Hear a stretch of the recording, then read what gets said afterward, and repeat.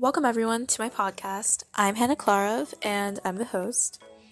And this topic that I'm going to be talking about is honestly kind of important, especially if you have a phone. And specifically, it's about Apple versus Android. We have all seen them, memes pitting Android users against Apple users, articles about which brand or newest model is better. Even at school, sometimes when I take out my phone and stuff, people around me are like, yikes, you have an Android? And this debate has always been popular in our society, specifically from the tech standpoint. But could the argument also be seen from a more sociological perspective, based on how people are treated,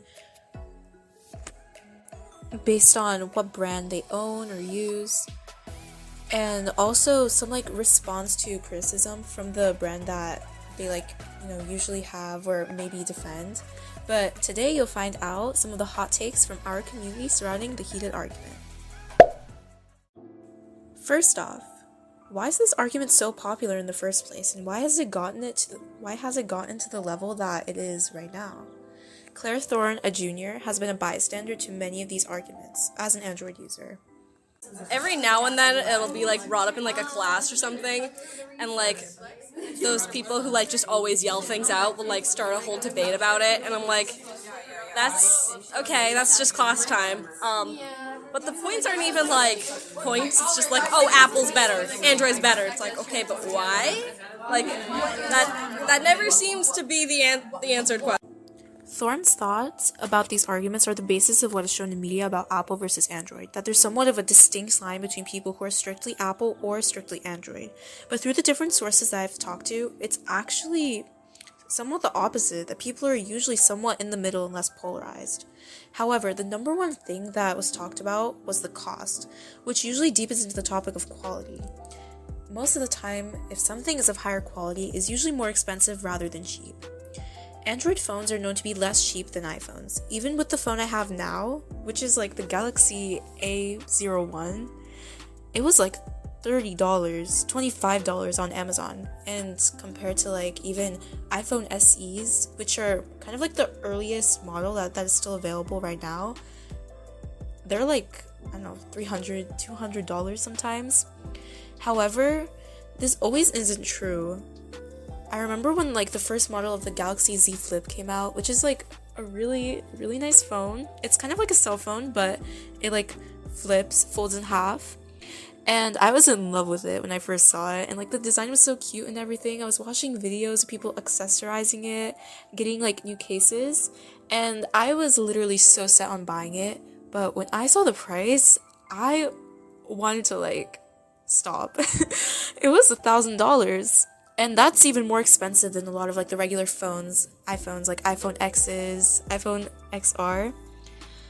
And that time it was in 2020, so obviously the price has dropped now. But even with the newer models that are coming out for Android, this is still very common that they're more expensive than Apple. And Maeve Harney, 11th grade, agrees that Android models don't always stay in the stereotype of being less expensive. I think some people think that Apples are more expensive or whatever, and they're just better for some reason. But that's not even true, because there's Androids that are so freaking expensive. So I don't know. I feel if you're spending that much money, you might as well just buy an iPhone. Harney, who is an iPhone user, is aware of the common theme that Androids are not as good, but she also has faith that they are and can be just as good or even better than Apple. I don't know. I feel Androids there's this just common known thing that that they're usually just not as good, but I even know that they are and can be better than Apple, but I don't know. It's just a thing.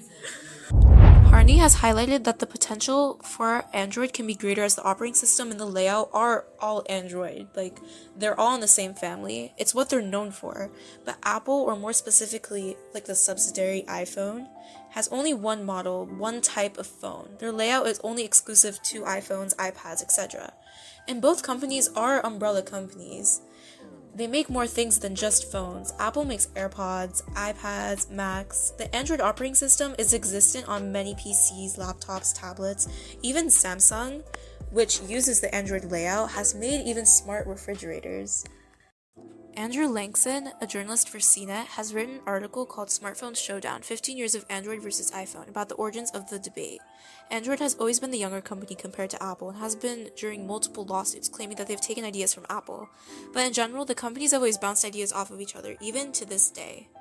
Androids are still predicted to be widespread, as Samsung has a much wider catalog of products, with unit sales being bolstered by a large number of phones at lower price points, according to Langson. Another large concept that prevents many Apple users from switching to Android and vice versa is that they have been accustomed to each device's own layout and services. Jennifer Wainwright, a science teacher at Atways River, has an iPhone herself, but uses an older Android tablet, an iPad, and adult PC. As she has been using the same system for her devices for a long time, she doesn't see herself changing to using a Mac. Kind of computers that I have used have always been PC. I know my daughter's a big Mac, so whenever she's using it, I like have no idea what to do. Yeah. I do have an Apple phone, which I'm comfortable with. Yeah. Being comfortable with the layout of your phone is very important. And Harney has some information about that as an iPhone user.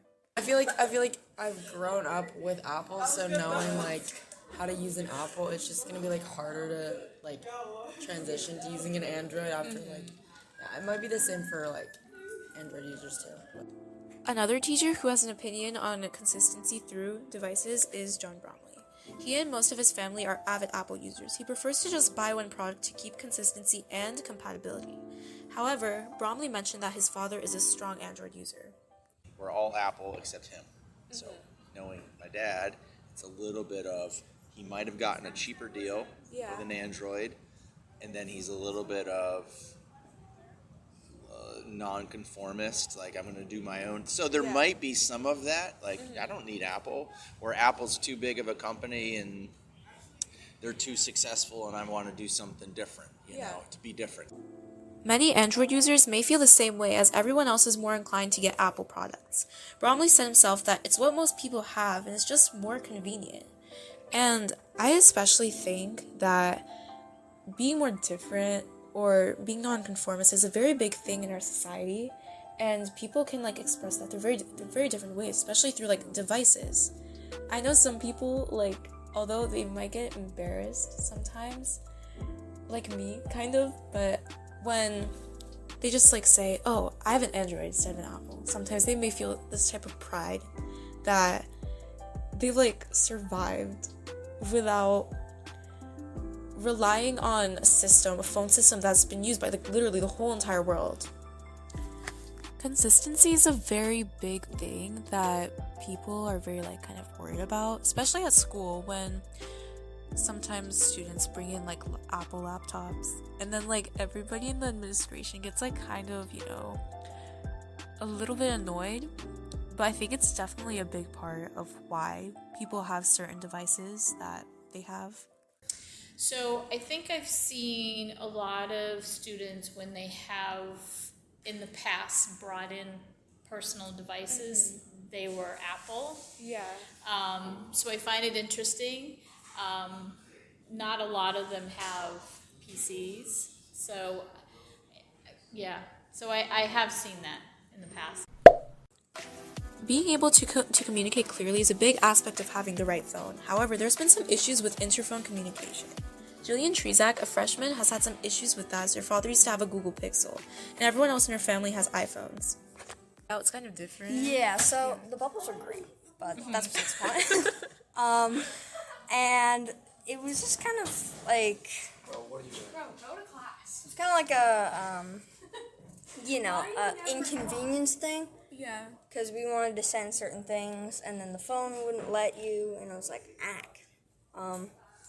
but the only good thing that did come out is that the charger from that Google Pixel was actually compatible with the iPhone 14, which is nice. Yeah. And then honestly, I think it was just kind of like a inconvenience thing at most. It was like, oh, you wanted to send something? Oh, it wouldn't work. You wanted to send a picture, send some videos? Nope. It just not cut it. And it was kind of, and then my dad was just like, you know what, blah. And he got rid of it, and then he got an Apple phone. So, the I guess, like, because Apple has, like, all the accessories, and their stuff just feels more like a collection, like with the earbuds and the watch. Like, Android doesn't necessarily have, like, what Android watch or like, earbuds or anything like that. Yeah. They're not terrible phones for starters, I would say. But would probably consider something more if you're going to go up. Google Pixels are a popular phone model in the Android layout sector, but there is still an obvious gap between Android and Apple sales. Langston states Google's Pixel phones are more of the best Android phones around, but sales of the devices are a fraction of what Apple sees with the iPhone. Throughout doing these interviews, I've kind of realized that it honestly like doesn't really matter. Like it's not that deep compared to what a lot of people have kind of implied throughout, I guess, like, device bullying. And I think, like, especially as someone who's an Android user, it is kind of important. It's been kind of interesting having one for, like, my whole entire life. Ever since I got my first phone, I've always been an Android user. And although I say it's not that deep, I am making a podcast about it, so it's kind of ironic. But I do think that in the end, if you have a phone that is functioning, that works well, that allows you to like communicate, although like the green bubbles, those exist. But if you're able to use your phone well, then I don't really see a problem with like a different layout or a different brand. Thorne backs this statement up. You need to do FaceTime. One of them has that, one of them doesn't. Like it's just for me it's all about personal preference, about what you need what you need it to do, basically. So And with that, we come to the end of our podcast. And throughout this whole entire journey as having an Android, I would still be an Android user until I switch over to the dark side. But what would you choose? Would you still be an Apple user, Android user? Are you planning to switch? Thank you so much for listening to my podcast. I'm Hannah Klarov, signing off.